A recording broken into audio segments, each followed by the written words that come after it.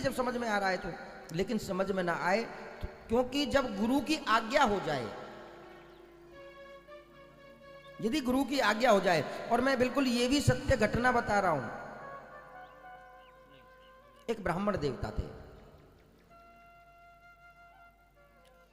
उन्होंने अपनी पुत्री की शादी करी, और ब्राह्मण देवता भी छोटे मोटे नहीं, जो तुम पंचांग आजकल पंडित जी से पूछते हो ना, पंडित जी आज कौन सी तिथि है, पंडित जी आज हमारे बेटे की शादी सुझा दो, पंडित जी हमारे बेटे का नामकरण निकाल दो, ये पंचांग वो स्वयं बनाते थे। बनारस के बहुत बड़े विद्वान थे वो। तो उन्होंने अपनी पुत्री की शादी करी, और शादी में भी इतना खर्च किया पूछो मत महाराज। अब क्या होता है कि शादी जैसे पूर्ण हुई और फेरों की तैयारी हुई, अचानक मंडप में आग लग गई। अब अफरा तफड़ी में इतना हुआ कि वहां से उनको हटा करके फेरे दूसरी जगह हवन जलाया, हवन को प्रज्वलित किया, हवन को दूसरी जगह प्रज्वलित करके वहां पर फेरे पूर्ण किए। अब फेरे होने के बाद में वो वहां से चले गए, और उसके बाद में उन्होंने सभा बुलाई सभी ब्राह्मणों की, जरा देखो इस मुहूर्त में कहां कमी है, ऐसा क्यों हुआ। ये प्रैक्टिकल प्रत्यक्ष में अपनी आंखों देखी बात बता रहा हूं, ये घटना मैंने खुद अपनी आंखों से देखी है।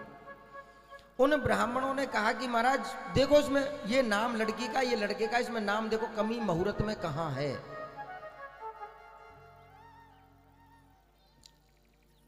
जितने भी बड़े बड़े विद्वान थे जिन्होंने पंचांग बनाए, उन्होंने महाराज अपनी गणित लगाई, और जब देखा नाम से, महाराज मुहूर्त ऐसा तो कोई हो ही नहीं सकता, इतना सुंदर मुहूर्त है, तो फिर ये आग क्यों लगी, फिर ये घटना घटी क्यों।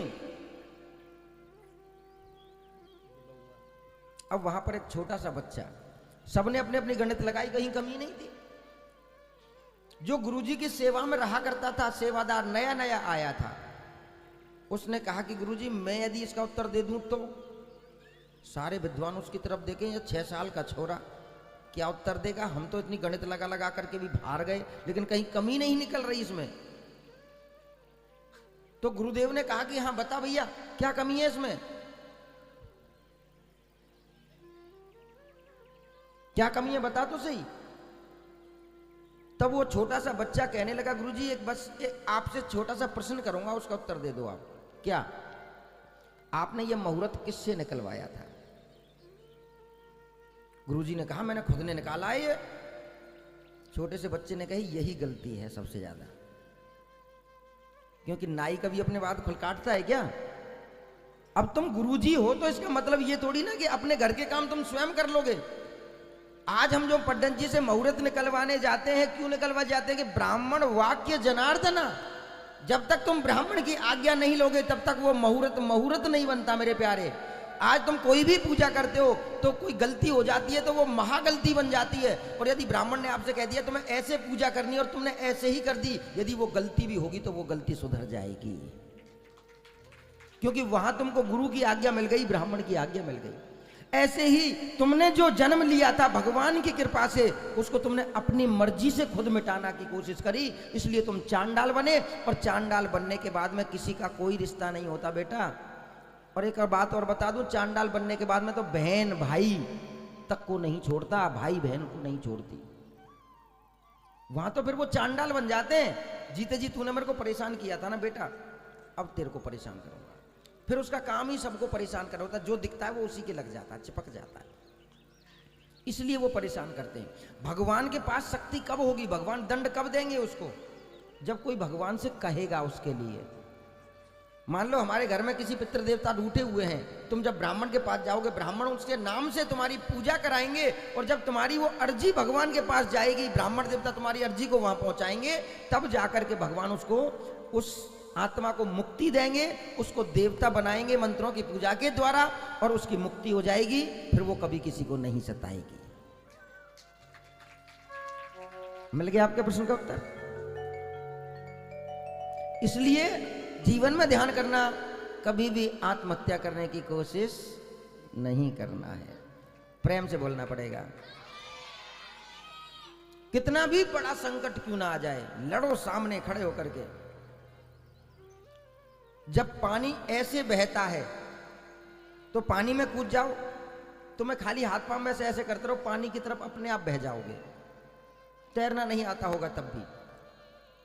लेकिन तैराक वो कहलाता है जो लहरों को चीर करके उल्टी दिशा में तैरता है।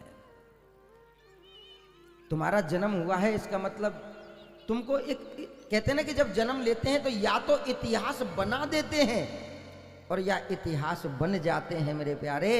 यदि इतिहास बनाना है ना तो अपने आप को उस आग में तपा करके, यदि कोई तुम्हारी निंदा कर रहा है तो उस निंदा को अमृत समझ करके पीना सीख लो। किसी से कुछ कहो मत, कुछ बोलो नहीं, उसको हृदय में उतार लो। आज जिसने मुझसे ये कहा है कि ये लड़का कुछ नहीं करेगा, आवारा बनेगा, उन शब्दों को अपने अंदर घाव बनाओ और उनको रात में सोते समय, जागते समय, हर समय उन शब्दों को दिल में चलने दो और मन के अंदर ये ठान लो कि इसी बंदे से मुझको यह कहलवाना है कि इसके जैसा कोई हो नहीं सकता।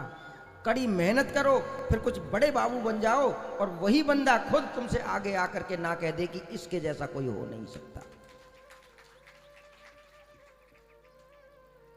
ये कमजोर लोगों की पहचान है मेरे प्यारे। ये कमजोर लोग, माँ बाप ने थप्पड़ मार दिया, आत्महत्या कर लिया, नंबर स्कूल में कम आ गए, मेरी मम्मी डांटेगी, मेरे पापा डांटेंगे, कोई बात नहीं है बेटा।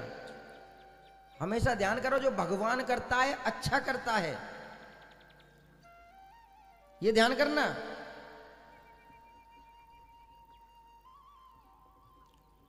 आप गांव के कौन कौन है यहाँ पे?